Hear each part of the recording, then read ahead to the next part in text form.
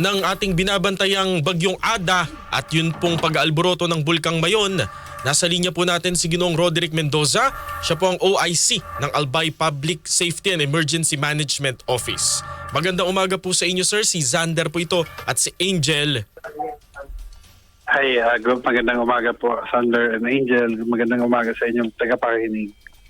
Apo, sir, good morning po. Ano po ang pinakahuling ulat dyan po sa pinsala or epekto po neto nga pong bagyong Ada sa inyong lalawigan? So far po, kahapon nagkaroon na ng evacuation patungkol doon sa Lahar with the affected areas like in Maninila and Masarawag in Ginobatan, all in the 3rd District of Albay. But this morning, nagpalabas ng another advisory ng ating PHIVOLCS tungkol sa Lahar. May mga areas of concern dito sa may Daraga, Legazpi, Santo Domingo, and then of course kasama na yung Ginobatan.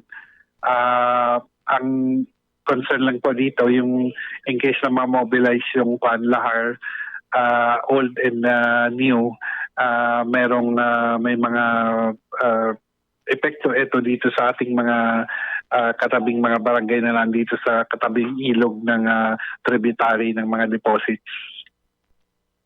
Opo. Sir, yun pong mga nauna ninyong inilikas nung nag-alboroto ang Bulkang Mayon. Tama ho ba na within the 6-kilometer danger zone? Ngayon pong merong Yes.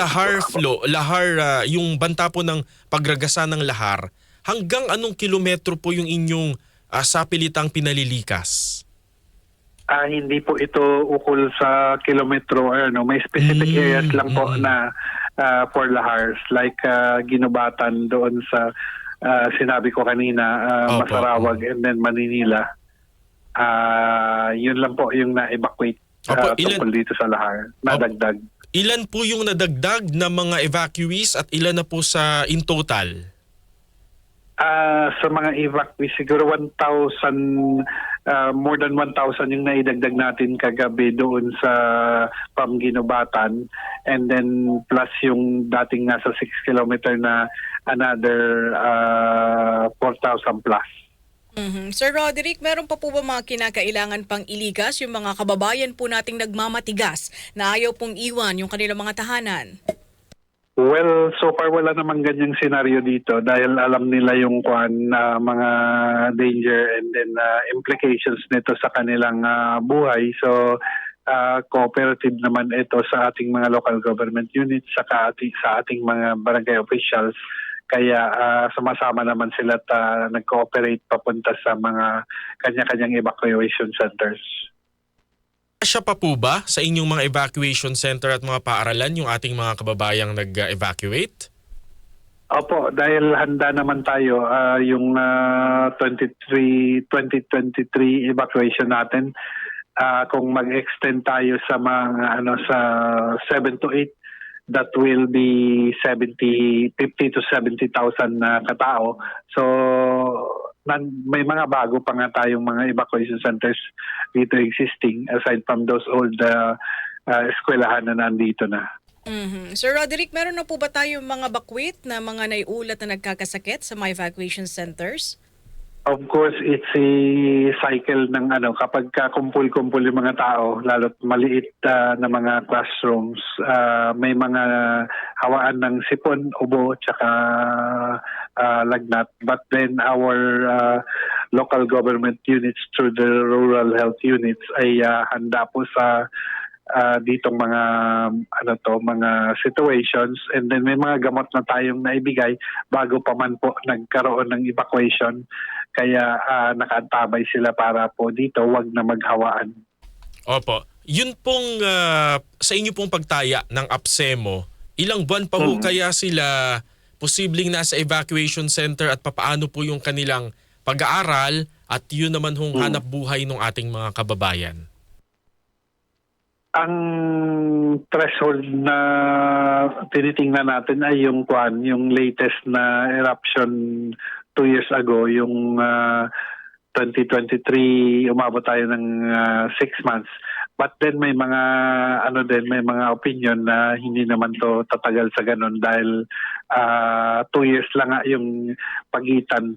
So might be shortened because konti yung ilalabas na materials due to the effusive eruption. In-expect lang natin na kahit tatagal to ng ganong 6 months pa rin or ang ating logistics ay nakahanda, lalong-lalo na pagkain at gamot para dito galing sa ating mga national agencies like the SWD and the Department of Health. And then lagi pong nakantabay ang ating Governor Noel Rizal para po sa kapakanan ng lahat ng mga evacuees na nandito pa sa nailinikas natin ngayon at doon pa sa 6-kilometer danger zones. Doon sa aspeto naman ng psychosocial intervention, so ating mga bakwit na inilikas, meron po ba mga healthcare workers, mga psychologist na kumakausap po sa ating mga kababayan na yung iba dyan na anxiety, na de-depress po? Opo, so wala pa naman ganyan dahil kung maalala ninyo, it's just 2 weeks na nagkaroon tayo ng evacuation. So might be kung mag-prolong to ng mga months na saka tayo papasok dyan. But then meron tayong mga personnel na ready for that. Meron talagang permanenteng tao dito sa Provincial Health Office saka ating Provincial Welfare Office na in charge po dyan. Opo. Sir Roderick, as we speak, kamusta po ang lagay ng panahon dyan po sa Albay?